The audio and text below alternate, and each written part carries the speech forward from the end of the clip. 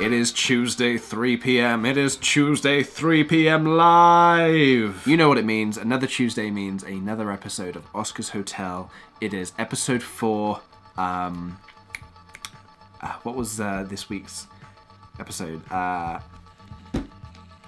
was the Fountain of Forgetfulness. It was the episode where Oliver finds himself in some kind of strange, murky water and then wakes up in a cave and doesn't remember anything. Really fun episode. It's turned out incredibly. I'll say now, spoiler warning, that what I just said was not a spoiler. That is just the premise of the episode. Right now we're going to be diving into spoilers. Get it? Diving. So if you have not seen the episode and you do not want to be spoiled, then don't watch. Do not watch. Do not read the comments. There will most definitely be spoilers. Wait for them to go.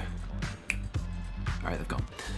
Pretty mad episode, right? This one was actually probably one of the hardest to write because it's kind of a bit of a Memento style episode, how we kind of reveal the story as the episode goes along. So you start out with pretty much as much knowledge as Oliver has. You know nothing about where he is or why he's down there. You just have the clues written on his arm that he has himself. And then throughout the episode, more bits get revealed. We start finding out who the hermit is, and we start to realize she's a killer. She's a scary, aloof killer. And of course, Oliver freaks out and does what he thinks is best, which is kill the hermit. Well, actually, it's not what he thinks is best. It is what we like to call Bad Oliver. It's what Bad Oliver thinks is best.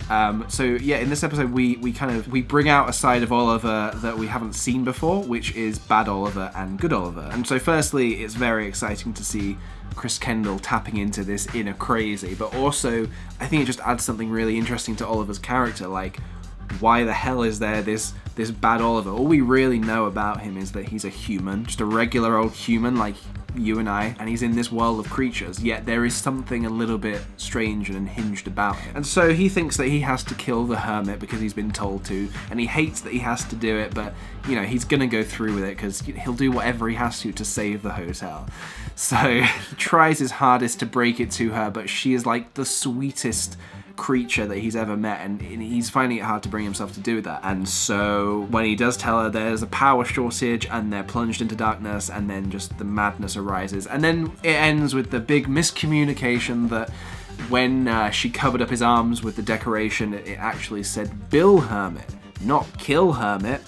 And it is the stupidest conclusion to an episode, but I love that. I love that it's stupid. I love that the B got a bit smudged by the seaweed and turned into a K, and obviously in the fountain, his mind's kind of all over the place. He can't really remember much, so he's just taking this information that he has on his arms as his only leads.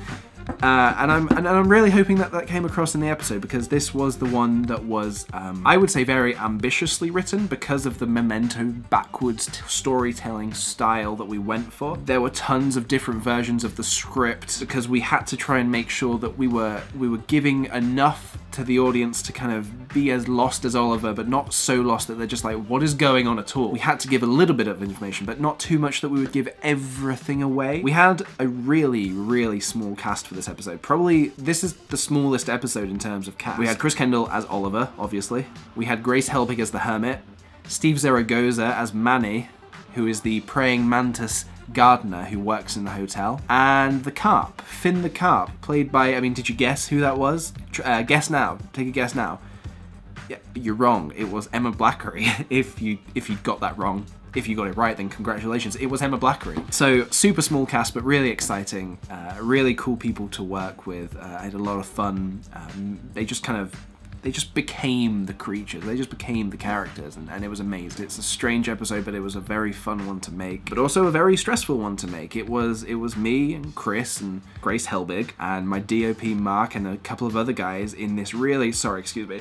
I'm a little bit sick, if you can't tell. Just all in this very, very, very small room that I think looks bigger on camera than it actually is, but when we had all those people in there, it was so cramped. It was insane, and it was really hot, and it was really dusty as well, because it was literally just this basement storage area in Castle Green that had been transformed into a cave. The cages that you see in the cave were already there because, like I said, it was storage for the residents who lived in Castle Green.